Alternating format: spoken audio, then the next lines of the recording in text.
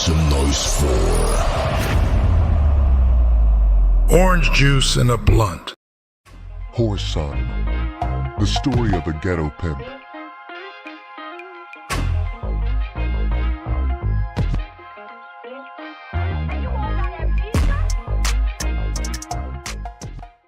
And make her drop her eyes. But this time, I had to drop mine. She seemed to undress me with those green eyes, and I got the impression of something cold and hard about her. I pushed my hair back off my forehead and gave her my innocent smile to fake her out. She smiled in return, revealing lovely teeth, and the cattish look disappeared. After our first meeting, I began to stop by the restaurant every day.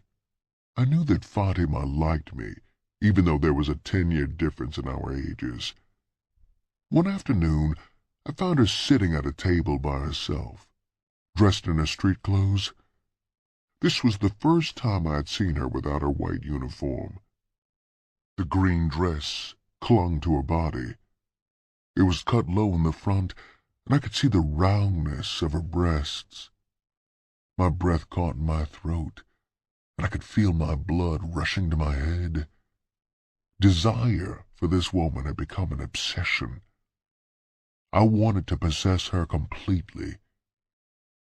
She stared up at me, and I knew she could see the anxiety in my eyes. Without speaking, she slipped out of her chair and stood in front of me. We were the same height, but the heels she wore caused her to tower above me. Taking my hand, she led me from the restaurant. The other waitress stared after us curiously. Fatima waved down a cab. When we got in, I settled down on the seat beside her. As the cab jumped in and out of traffic on its way across town, her hand found mine on the seat, and she placed it between her legs. I was in seventh heaven, and until this day I cannot recall the location of the apartment she took me to. We entered the apartment and stopped inside the door. Somehow she managed to close the door and slip into my arms in the same smooth motion. I could feel her tongue slipping around inside my mouth. It felt like a hot flaming spear. Everywhere it touched, it aroused erotic emotions. I've been kissed by girls many times, but nothing like this. Her mouth was hot. Her breath felt like a hot wind blowing upon my neck. I could feel her body radiating heat through her dress. She slipped out of my embrace, and pulling me by the arm, led me into her bedroom. We both began to remove our clothes quickly. Fatima finished undressing first. She helped me remove my pants and lightly shoved me back upon the bed. The room was well furnished. The walls had been lately painted a shocking pink, while the dresser and matching pieces were snow white. It was a showroom, displaying the feminine traits of its occupant. I could feel her kissing me tenderly on the legs and thigh. She removed my silk shorts, and I heard her catch her breath in surprise. I smiled, because I knew what had given her a shock. I was aware that nature had been exceptionally nice to me in a certain department. Suddenly, I could feel her hot breath on my privates, and I began to tingle all over. The boys and I had discussed blowjobs before, and while I'd spoken on the subject like an expert, this was my first experience. Wow! It was like standing up in bed while still lying down. My head and my heels were the only things touching the bed. I felt like screaming, but held back in anticipation. At the final moment, I grabbed her head and pushed against it and held it to me at the same time. Later, I flopped back on the bed exhausted. Fatima got up and went into the bathroom. After washing up, she returned to the bedroom and asked, "Would you care for a drink?" I nodded in agreement and watched the sway of her hips as she walked into the living room. In a few moments, she returned carrying 2 water glasses filled to the brim. I tasted the drink she had given me. It was whiskey, mixed with very little soda. I had drunk wine before, but never any strong spirits, because the burning stuff would cause tears to spring into my eyes. I started to set the drink down on the table beside the bed. Fatima caught my hand and pushed the drink towards me. "Be a big boy, honey. I ain't standing for no shit about you not getting high with me," she said huskily. I didn't want her to know I hadn't drunk anything stronger than wine, so I turned up the glass and drained it. It was so strong it almost took my breath. Somehow, I managed to hold the drink down.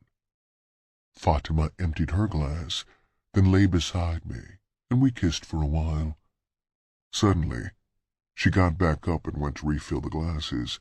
I really didn't want another drink, but my not wanting to reveal my inexperience caused me to try to match drinks with her.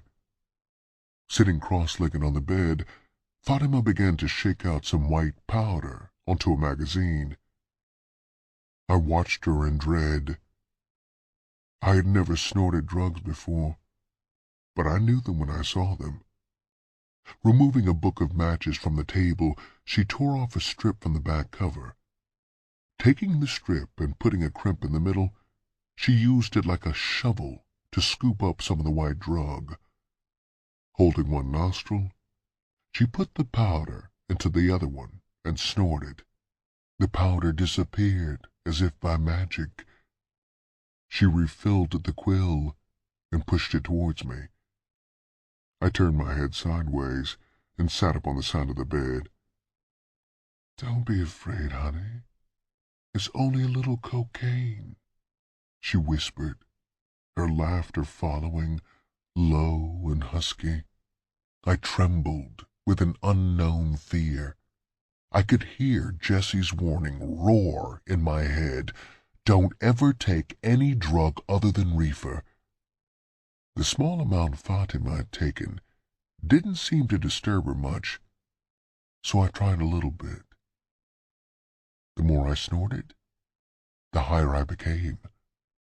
Her hands, roaming over my body, aroused sensual sensations I'd never experienced. Everywhere she touched became sensitive. My nerves became raw, and they tingled with unheard-of pleasures.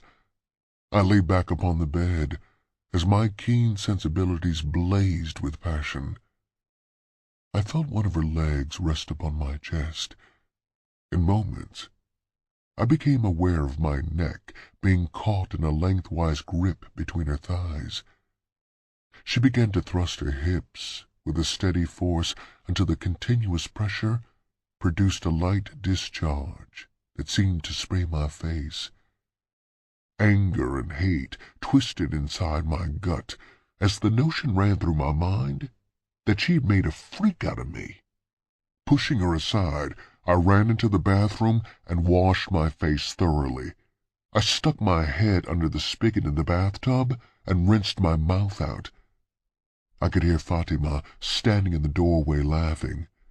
The more water that ran over my head, the clearer my mind became. As I stood up, I faked a drunk stagger. She laughed again and came forward to help. I hit her with a straight right to the head, causing her to tumble all the way back into the bedroom. I followed her quickly, but instead of finding an unconscious woman, I ran straight into a wildcat. Her naked body gleamed in the dim light as she met me in the middle of the room, snarling like an animal and clawing like a cat. I shot hook after hook to her head. She was bleeding from nose and mouth, and for a moment I had doubts about being able to whip this grown woman. She got a grip on my hair and dug her claws into my cheek. I could feel the pain as she raked the side of my face. Remembering that the best way to stop a woman was to hit her in the stomach, I shot a left and right to her gut. She folded up like a bag. I put one on